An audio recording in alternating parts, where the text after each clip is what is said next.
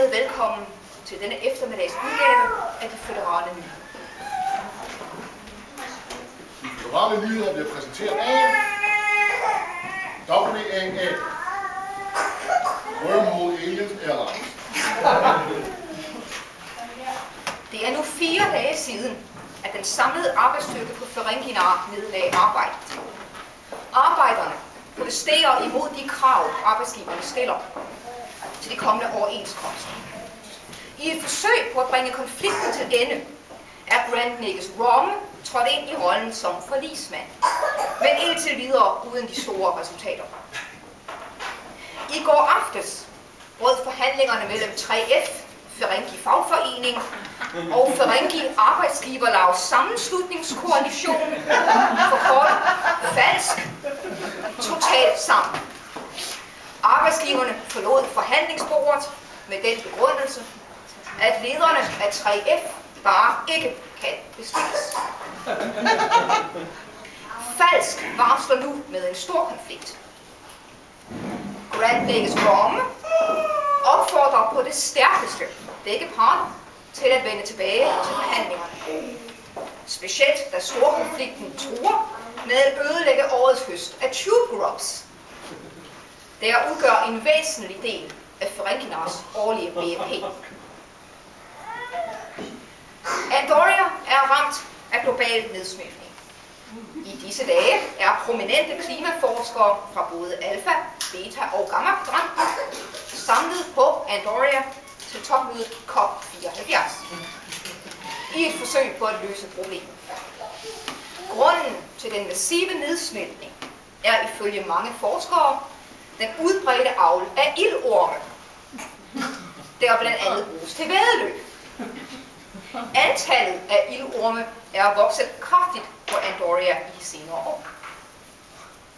Klimaforskere foreslår at stoppe alt opdræt af ildorme, men det forslag bliver umiddelbart skudt ned af de andorianske ministerier for finans og kultur, da ildorme hvert år indbringer den andorianske stat store indtægter fra eksporten af orme og fra turister, der besøger planeten for at se ildorme væddeløb. Samtidig protesterer andorianske dyreværnsorganisationer mod nedslagningen af orme i naturen. Repræsentanterne for ildormeopdrætterne er, ikke overraskende, stærkt imod dette forslag og kræver, hvis det bliver gennemført, omfattende støtte og kompensation fra regeringen. Klimatopmødet har tiltrukket mange demonstranter, og det er kommet til uroligheder mellem civile og militære. Lederen af den militære styrke på stedet, Pierre Schrader, ville ikke udtale sig om sikkerhedssituationen, men udtalte, da han blev spurgt om klimasituationen, at der er snart lige så vådt her som på Ferenginar. Den tragiske destruktion af planeten Vulcan for cirka 2 år siden fortsætter med at skabe problemer i det område, hvor planeten tidligere befandt sig. Da Vulcan forsvandt ind i det sorte hul, trak den mange af de omkringliggende planeter med sig. Samtlige planeter med betegnelsen Wolf blev destrueret, med undtagelse af Wolf 429 og Wolf 359. Heldigvis var ingen af dem beboet. Destruktionen af disse planeter fortsætter med at skabe problemer for kartografer i hele føderationen, der siden har været travlt optaget med at lave nye kort. Trafikken i området er også hårdt ramt, og indtil videre er der registreret 47 rumskibssammenstød med stor materiel skade til følge. Den hyppigste årsag til sammenstødene er for høj fart. Da der ikke længere er nogen planeter at styre udenom, sætter mange rumskibschauffører skibe på autopilot og glemmer derfor at holde øje med rumskibe, der kommer i modgående retning eller fra sideveje. Føderationens styrelse for højere trafiksikkerhed overvejer at indføre hastighedsbegrænsning i området. Den meget ekstra plads, der pludselig er kommet i området, tiltrækker mange ejendomsspekulanter. Der gik ikke mere end 2 dage efter Vulcans forsvinden, før de første ferengiske landmålere indtog området. Denne handling blev mødt med voldsomme protester fra overlevende Volkyns.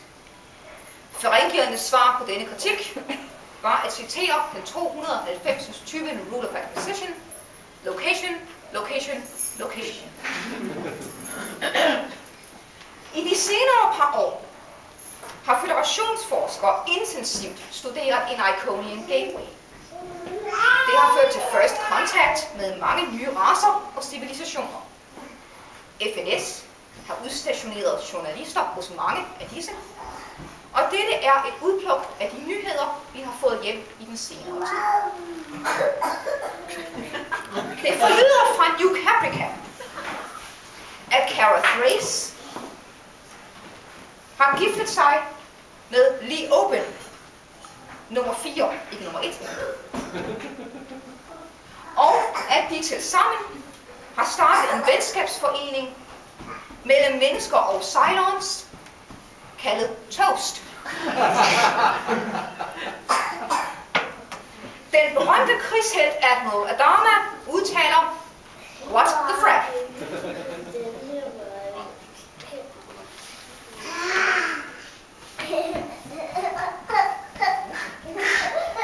En af de seneste racer, med den føderationsforskerne har opnået kontakt, er The Jafar. For at sikre sig, at first contact med The Jafar forløber succesrigt, har føderationen sendt en af dens mest anerkendte ambassadører afsted, ambassadør Spock. I disse dage mødes han med repræsentanten for The Jafar, ambassadør Spock. Omfattende sikkerhedsforanstaltninger er på plads i forbindelse med mødet, og ikke meget information er sluppet ud til pressen. Kun få ord er det blevet til begge ambassadører med hensyn til deres forhandlinger. Ambassadør Spock beskrev deres første møde som fascinating, hvortil ambassadør Till svarede Indeed.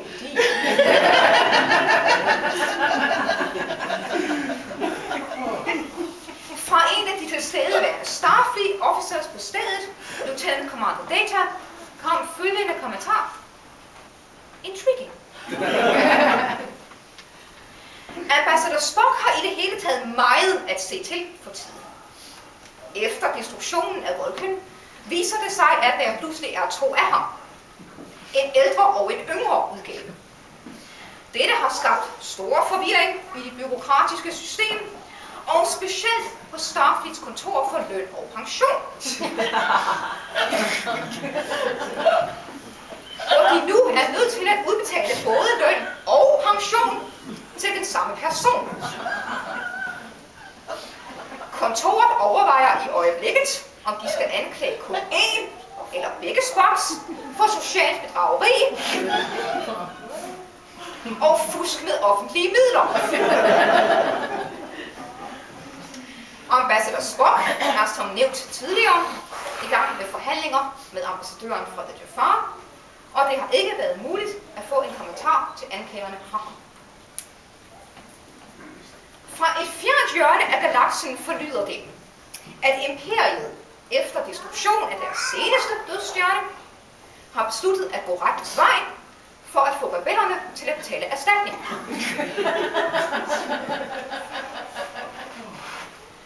Den årlige Miss Universe-konkurrence er netop løbet af stablen på Rysand, hvor finalen endte som et sandt drama. Vinderen blev i første omgang Miss Tellarite, der slog Miss Tholia, der ellers blev betragtet som en hot candidate, og Miss Breen, der blev betragtet som en kold fisk. Miss Breen blev for 17. år i træk diskvalificeret, fordi hun nægtede at tage sin hovedbeklædning af. Til sidst blev Miss Tellarite dog frataget sin vindertitel, da det viste sig, at hun slet ikke var fra Talaron. Hun er i stedet en efterlyst kriminel, der var flygtet igennem.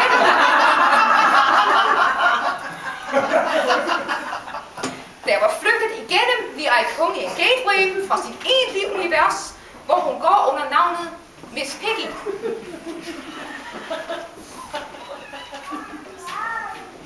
Vi holder lige en reklamepause, inden vi er tilbage med vejret.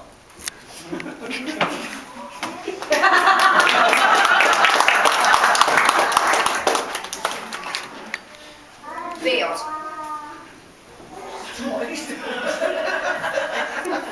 Ferencvarar lider for tiden under den værste tørke nogensinde registreret på planeten.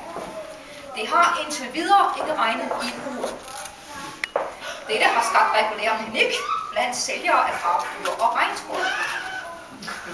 Det forlyder fra deres brancheforening Moist, at deres medlemmer allerede har noteret en voldsom nedgang i deres omsætning. Til gengæld tjener ferengiske templer godt i disse dage, hvor mange tørkeramte øjeblikket sætter deres lid til de højere magter, og derfor forsøger at bestikke den såkaldte Blessed Exchequer.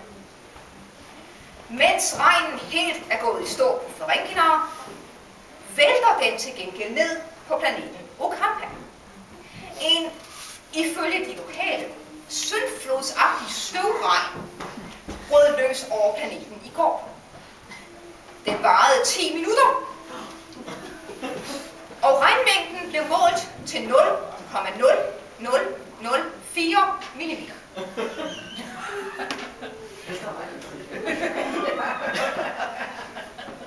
Myndighederne var totalt uforberedte på denne naturkatastrofe. Og regeringen er trådt sammen med det lokale beredskab for at forsøge at finde en handlingsplan.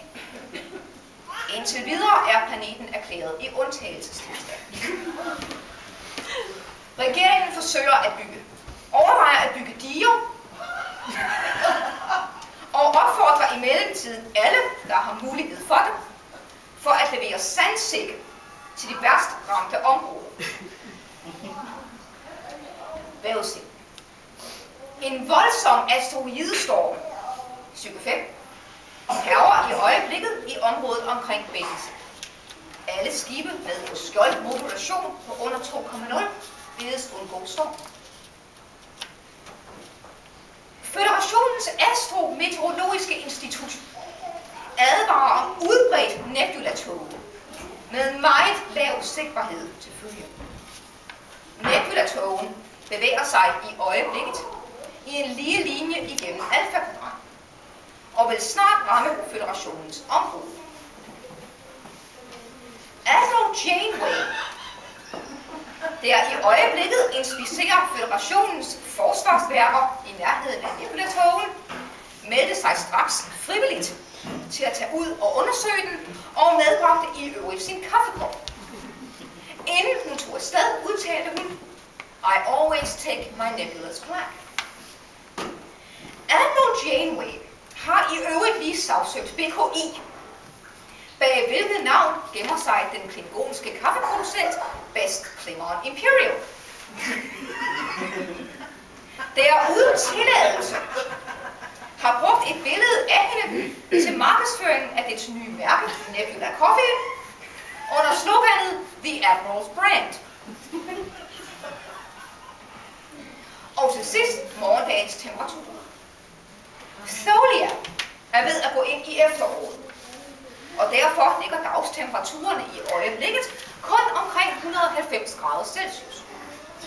På Breen meldes om en dagstemperatur på minus 67 grader, men grundet en voldsom vind og medfølgende chill-faktor, følges det nærmest til minus 147.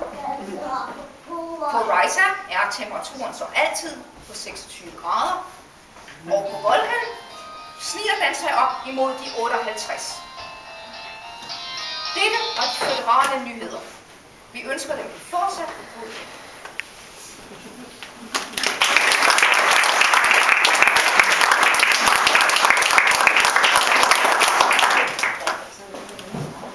Føderale nyheder blev præsenteret af WAA.